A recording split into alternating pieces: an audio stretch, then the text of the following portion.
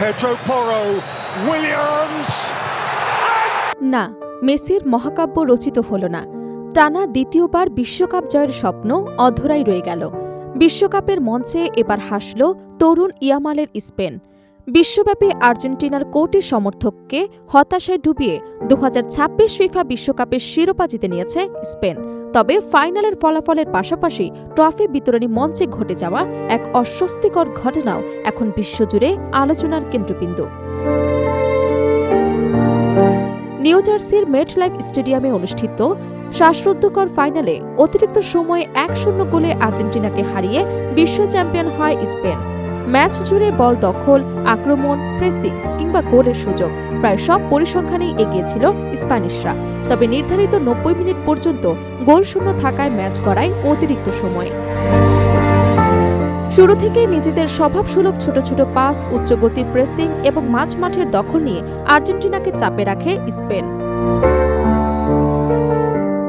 Lamine Yamal, Nico Williams, Ferran Torres এবং রদ্রিগেজের সমন্বয়ে আক্রমণে বারবার নড়বড়ে হয়ে পড়ে লিওনেল স্কোয়ালিনির দখলের রক্ষণভাগ।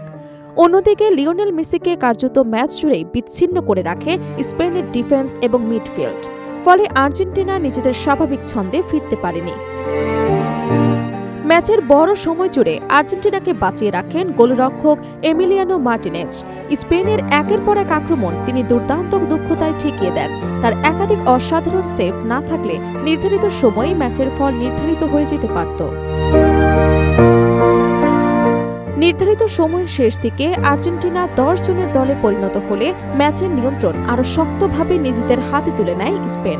অতিরিক্ত সময়ের 106তম মিনিটে আসে প্রতীক্ষিত গোল। পেড্রো পর্রোর দারুণ ক্রস থেকে নিকো উইলিয়ামস হেডে বল থামিয়ে দেন ফেররান তোরেসের সামনে। সুযোগ হাতছাড়া করেনি স্প্যানিশ ফরওয়ার্ড। জোরালো শটে জালের ঠিকানা খুঁজে নিয়ে স্পেনকে এনে দেন বিশ্বকাপ জয়সূচক গোল। ম্যাচের শেষ বাঁশি বাজার সঙ্গে সঙ্গে উল্লাসে ফেটে পড়েন স্পেনের খেলোয়াড় এবং সমর্থকরা। দীর্ঘ অপেক্ষার পর বিশ্বকাপ ট্রফি হাতে তুলে নেন অধিনায়ক রদ্রি।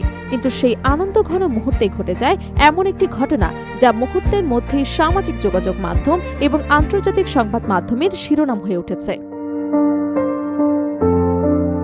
ট্রফি তুলে দেওয়ার জন্য মঞ্চে উপস্থিত ছিলেন যুক্তরাষ্ট্রের প্রেসিডেন্ট ডোনাল্ড ট্রাম্প এবং ফিফা সভাপতি জিয়ানি ইনফান্তিনো। নিয়ম অনুযায়ী ট্রফি হস্তান্তরের পর অতিথিদের মঞ্চ ছেড়ে দেওয়ার কথা থাকলেও ট্রাম্প তা করেননি, বরং স্পেনের খেলোয়াড়দের মাঝখানে দাঁড়িয়ে ট্রফি উন্মোচনের পুরো উদযাপনের অংশ হয়ে থাকেন তিনি। ভিডিওতে দেখা যায় স্প্যানিশ খেলোয়াড়রা ট্রফি উঁচিয়ে ধরার প্রস্তুতি নিচ্ছে। ঠিক সেই সময় ইনফান্তিনো ট্রাম্পকে আলতোভাবে মঞ্চ থেকে সরে যাওয়ার ইঙ্গিত দেন। তবে মার্কিন প্রেসিডেন্ট মঞ্চেই থেকে যান। কনফিটির বৃষ্টির মধ্যে তাকে খেলোয়াড়দের পাশে দাঁড়িয়ে হাততালি দিতে এবং ক্যামেরার দিকে হাসি মুখে তাকিয়ে থাকতে দেখা যায়। এই দৃশ্য ছড়িয়ে পড়তে সামাজিক যোগাযোগ মাধ্যমে শুরু হয় ব্যাপক আলোচনা। অনেক আন্তর্জাতিক সংবাদ মাধ্যম ঘটনাটি অস্বস্তিকর, অকাঙ্ক্ষিত এবং প্রোটোকল বহির্ভূত বলে উল্লেখ করেছেন। ভিডিওতে আরও দেখা যায় ট্রাম্পকে উদযাপনের একেবারে কেন্দ্রে দাঁড়িয়ে থাকতে দেখে স্পেনের কয়েকজন খেলোয়াড় নিজেদের মধ্যে বিস্মিত দৃষ্টিতে তাকাচ্ছেন, যদিও প্রকাশ্যে কেউ কোনো মন্তব্য করেননি। তবে এমন ঘটনা ট্রাম্পের ক্ষেত্রে নতুন কিছু নয়। 2025 সালে একই মেটলাইফ স্টেডিয়ামে অনুষ্ঠিত ক্লাব বিশ্বকাপ ফাইনালেও চেলসির অধিনায়ক রিস জেমসের হাতে ট্রফি তুলে দেওয়ার পর একইভাবে মঞ্চে অবস্থান করেছিলেন তিনি।